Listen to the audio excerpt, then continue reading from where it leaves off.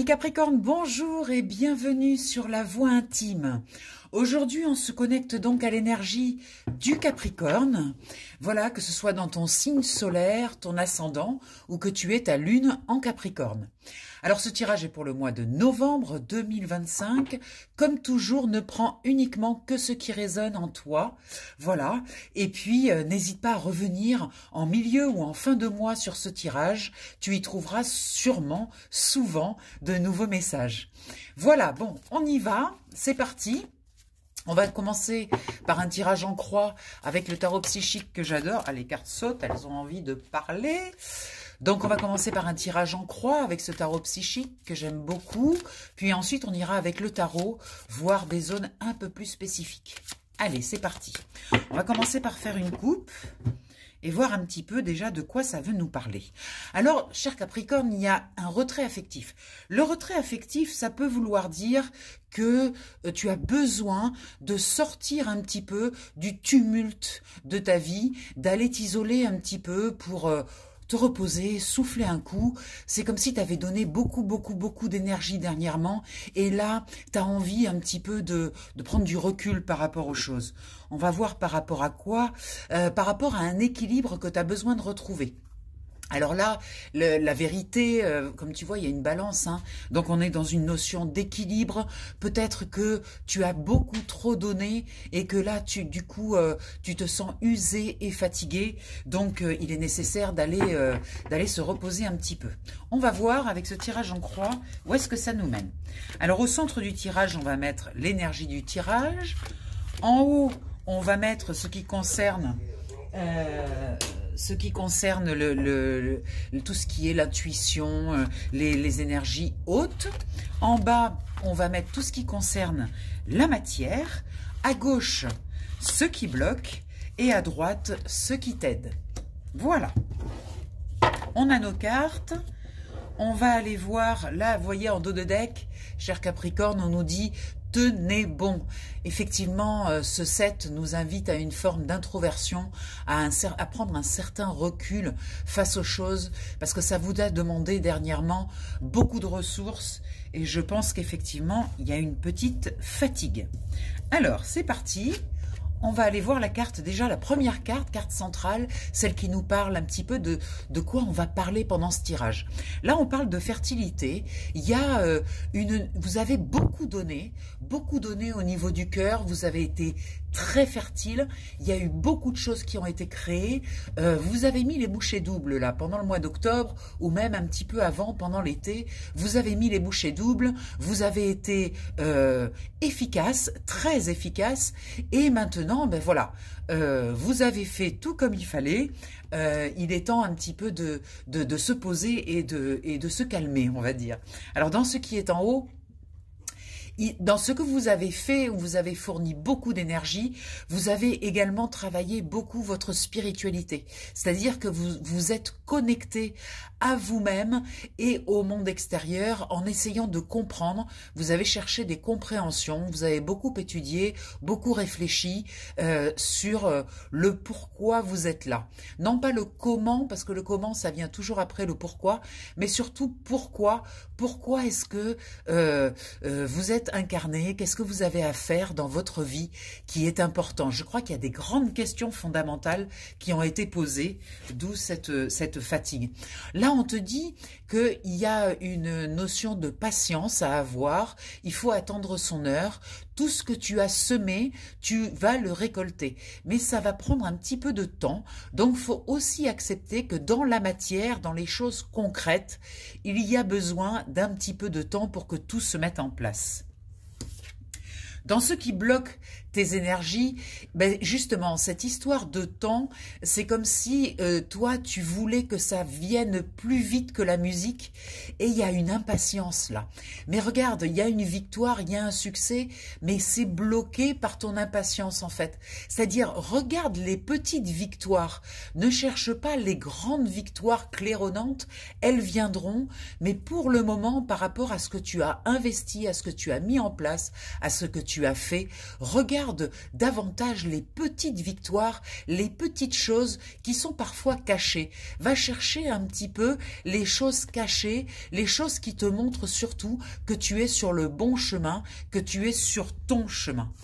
Dans ce qui aide, on a la réjouissance et la fête, la célébration. C'est ce que je viens de te dire. Célèbre les petites choses. Tu vas te rendre compte qu'en fait, en célébrant ces petites choses que tu as réussi à faire avant d'arriver à la grande victoire, hein, eh bien, en célébrant ça, ça va amener du monde autour de toi. Ta joie va être communicative, il va y avoir un engouement autour de toi avec ta capacité, ton optimisme, ta capacité à voir tout ce qui avance.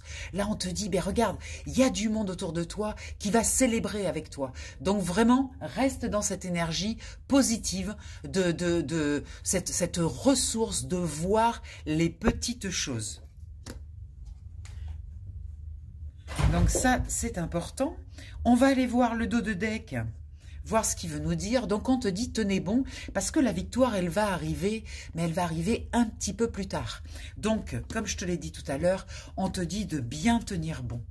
Regarde, il y a une passion, hein, ton cœur est enflammé. On retrouve un petit peu cette même énergie de la fertilité. En fait, il y a le cœur quand même qui a fourni beaucoup d'efforts et qui est en feu, qui a besoin de mettre dans la matière, qui a envie que ça avance, que ça aille vite, que les choses bougent. Tu as envie que les choses bougent. Ça, c'est évidemment essentiel pour y continuer à y croire. Mais regarde les petites choses, c'est-à-dire, regarde, ça arrive, le succès triomphal, ça arrive, mais ça va être un petit peu long parce qu'il faut d'abord ancrer certaines choses dans la matière. Tu as besoin de temps pour cela. Les choses, l'extérieur doit aussi se mettre en place pour que tout soit réussi. Tu vois, ce succès triomphal, cette épée qui va trancher, qui va décider d'aller enlever la partie sombre et garder toute cette lumière, c'est très important que tu l'aies en mire, c'est-à-dire que tu vois l'objectif c'est celui-là, c'est ce succès, mais ne pense pas que comme c'est lent, ça veut dire que c'est une défaite. Non, pas du tout, c'est juste qu'il y a besoin de temps.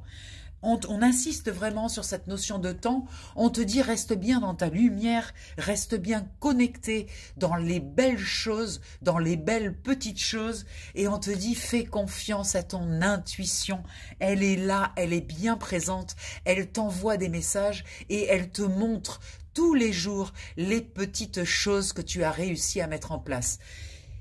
Effectivement, tu as récupéré ton pouvoir, je ne sais pas de quoi il s'agit, on va le voir dans le prochain tirage, où on va aller voir un petit peu plus dans le détail, mais il y a quelque chose en fait, comme si tu avais décidé de tourner une page très importante et de reprendre ta place. On parle vraiment là de ta place.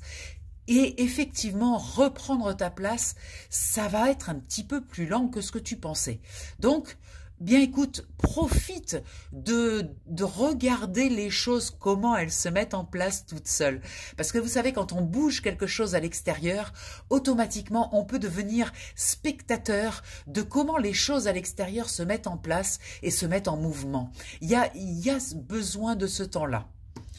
Voilà, je crois que déjà pour ce premier tirage, on voulait vraiment insister et te montrer que tu avais bien travaillé, que les choses étaient en route, que la récolte allait arriver, mais que ça va prendre un petit peu plus de temps que ce que tu pensais. On va aller voir plus en profondeur avec le tarot. On va aller voir 4 thèmes. On va aller voir la vie professionnelle, la vie émotionnelle et relationnelle. On va aller voir aussi tes finances et on va aller voir l'évolution dans le mois, début, milieu et fin de mois.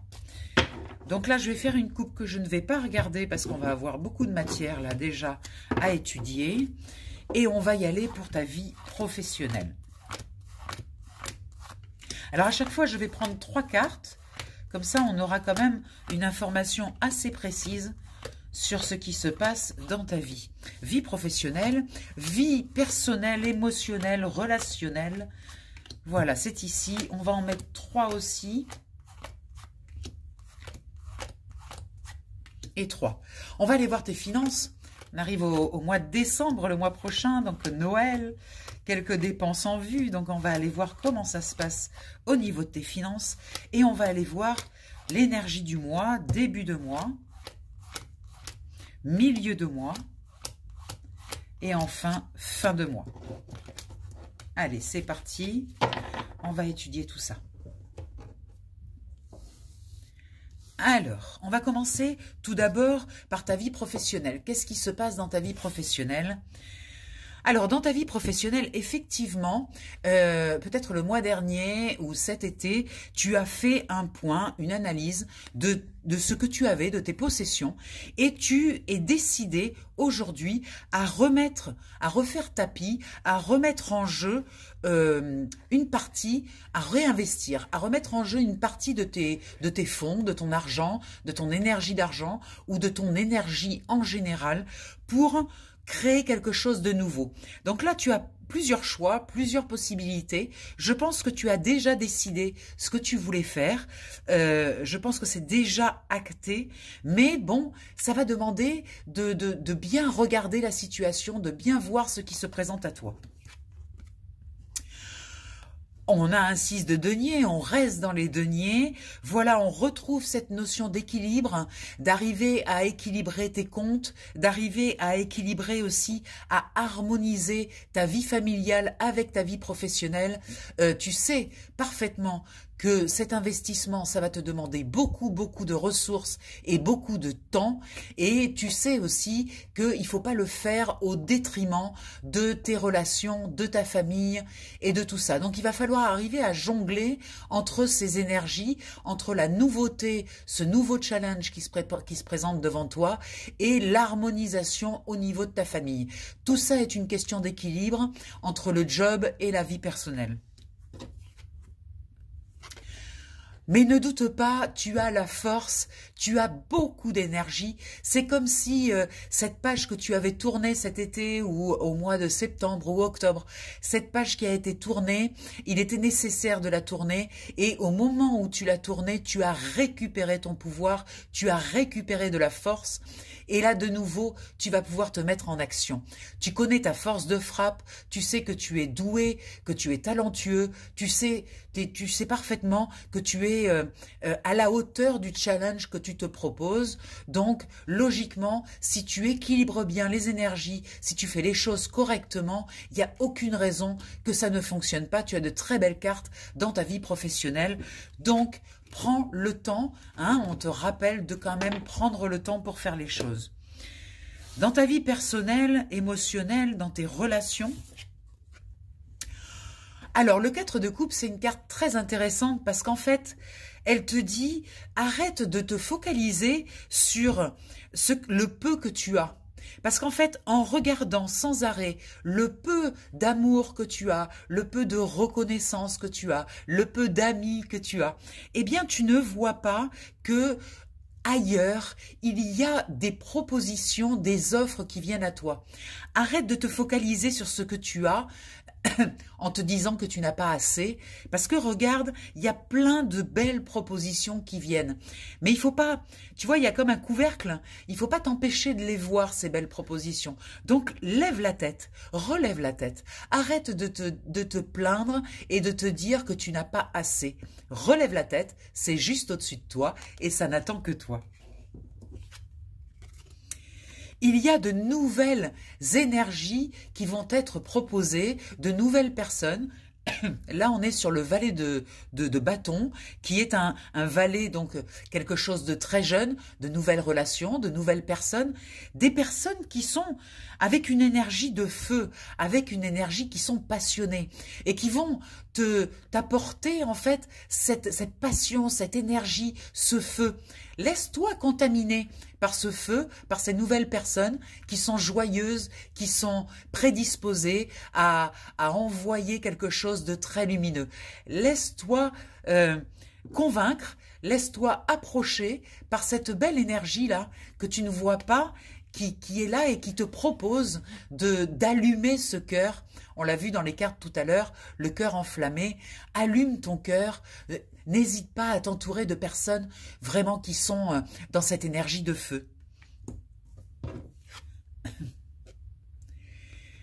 De toute façon, tu sais que tu peux t'enflammer, il n'y a pas de souci, n'aie pas peur de prendre feu, parce que tu es quand même dans l'énergie de l'empereur. L'empereur, il sait exactement ses possessions, il sait ce qu'il a, il sait où il va, c'est quand même une maturité assez exceptionnelle avec l'empereur.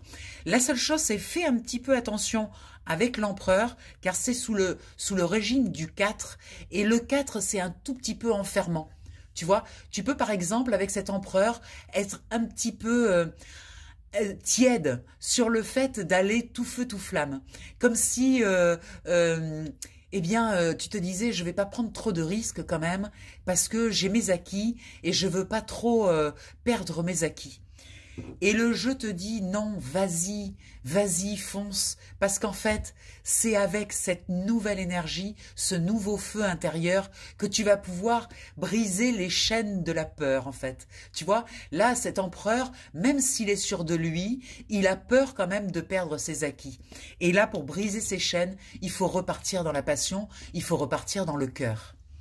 Et ça, c'est dans ton entourage, il y a des personnes qui peuvent t'apporter aussi cette légèreté, ce feu intérieur, cette notion de « allez, on y va, on n'a pas peur, même pas peur », tu vois, et de calmer un petit peu la rigidité de cet empereur qui sait, qui a vécu des expériences fortes, qui est assis sur son trône et qui veut pas trop bouger, tu vois. Dans tes finances, maintenant, on va aller voir. Alors, dans tes finances, il y a un choix à faire, un choix éclairé. Tu vois, le personnage, là, il y a 2 épées, donc il y a une notion de choix, et elle a un bandeau sur les yeux, parce qu'il est temps d'enlever ce bandeau et de faire un choix éclairé, un choix en conscience. Tu vas te retrouver devant 2 possibilités, et en fait, on va te demander de faire un choix, mais un choix qui corresponde, qui te fasse vibrer, en fait. Là où tu dois aller, c'est pas dans le choix de la peur, c'est pas dans le choix de j'ai des réserves, je me préserve, je garde au cas où, c'est plus dans le choix de je suis dans ce feu, j'ai envie de créer, j'ai envie de grandir, j'ai envie de m'expanser. Donc on te dit de faire un choix avec sagesse, de bien regarder, d'enlever ce bandeau et de bien regarder où tu mets les pieds. Fais attention parce que parfois il y a des choses qui peuvent paraître très très belles sur le papier, mais qui peuvent devenir très enfermantes. Là, on te dit, va peut-être vers des choses qui sont moins belles sur le papier, mais qui sont beaucoup plus passionnantes et où tu vas pouvoir laisser libre cours à ta créativité et à ton art, en fait. Hein. Donc, au niveau des finances, on est de nouveau dans cette notion de tu as bien travaillé, tu as bien œuvré, tu as fait ce que tu avais à faire, tu as construit ici quelque chose de solide, quelque chose de concret, tu as travaillé pour créer cette chose-là, et bien maintenant, il va falloir l'étendre à beaucoup plus, c'est-à-dire il va falloir continuer à tailler, continuer à travailler. Là, tu as eu de l'aide, tu as eu des soutiens pour avancer, et bien continue, et peut-être mets-toi, challenge-toi davantage. Ose prendre, voilà, ose prendre des risques. Ose et tu doseras après.